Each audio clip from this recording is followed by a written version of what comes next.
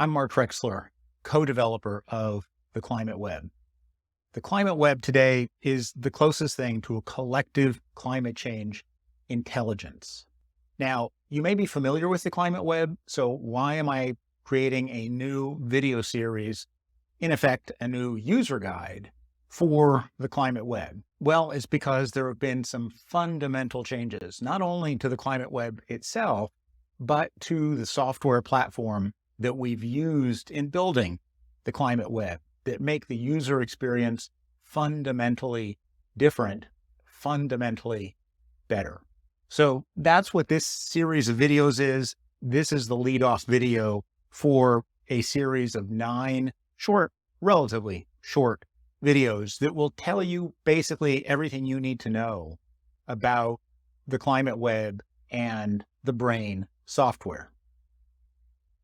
As a collective intelligence, the Climate Web incorporates the work of thousands of experts, and not just by pulling in a ton of materials. This isn't a chat GPT, but it pulls in the work of experts, their reports, their blogs, their news stories, some of their social media posts, all organized so that you can dig into hundreds of climate change topics. You can dig into the social cost of carbon, climate activism, litigation, the impacts of climate change, business decision-making, storytelling, public policy, market mechanisms, limits to growth. And that's just a few of the topics that you can easily dig into and come up to speed on through the Climate Web. Why do we need the Climate Web? That's what I'm going to explore in the next few slides. Now, we've all been hearing about climate change, climate disruption, global warming, whatever we want to call it. We've been hearing about it for a long time, and efforts to tackle the problem have been underway for decades.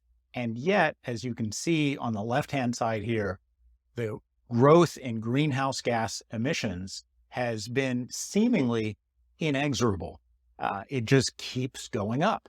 And even with minor blips here and there was certainly a blip for COVID-19, but the overall trend has been simply alarmingly upward, notwithstanding all of the efforts and all of the discussions around tackling climate change. On the right-hand side, you can see that the average global temperature has now been creeping upward for decades as well. Today, we are at 1.1 to 1.3, depending on how you count it, degrees centigrade of average global temperature increase from the historical mean. So the point here being that, yes, we keep talking about climate change, but it's getting worse. And we have not turned the corner, at least not in any obvious way. And that suggests that we need to make sure we understand this problem and understand how to think of it from a systems perspective.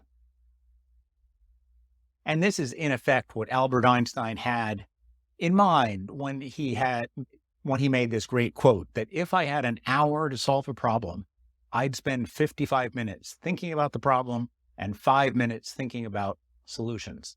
Now, of course, we don't tend to do that in any field of study, including climate change. Most of the conversations that you see around climate change have to do with solutions and jumping right to the topic of solutions.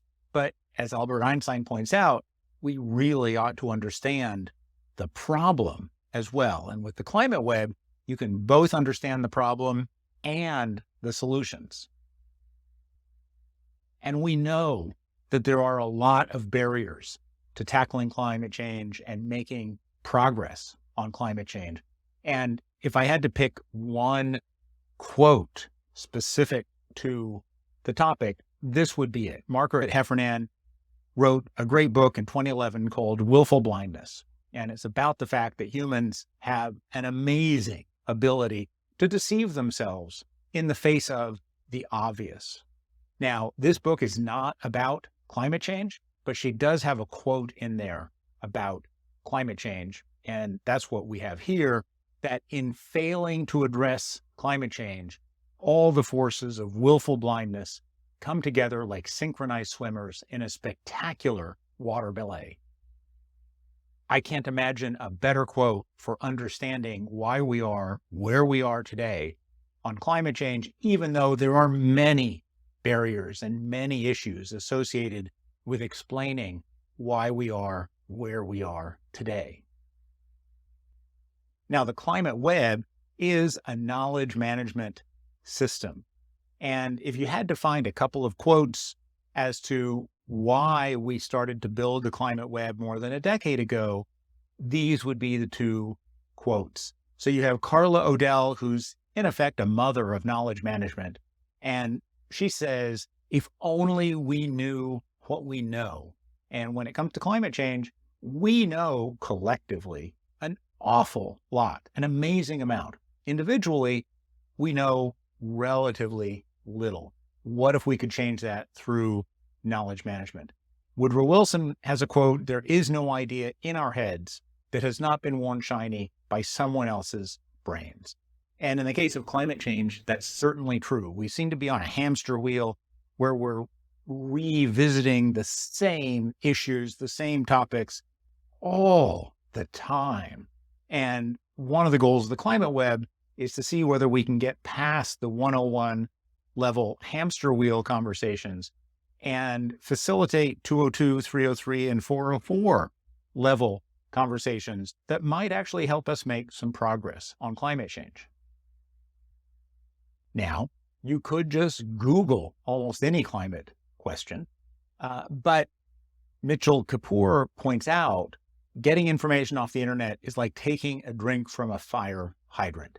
And so the curation aspect of the climate web is really useful here because we've turned on the fire hydrant. We got in the way of the fire hydrant, but then we've distilled a lot of that down and organized a lot of that information so that you don't have to be overwhelmed by the fire hydrant. And here's a great takeaway from a user of the climate web that we worked with in a variety of different capacities. But at the end of the day, what he had to say was that the climate web is like having 100 leading experts in climate science, risk management, and corporate strategy collaborating with you at the decision-making table. Now, the climate web is by no means limited to business decision-making and business use, but this is still a great quote for illustrating the benefits of knowledge management and the benefits of a climate change knowledge management system. And that's what the climate web is.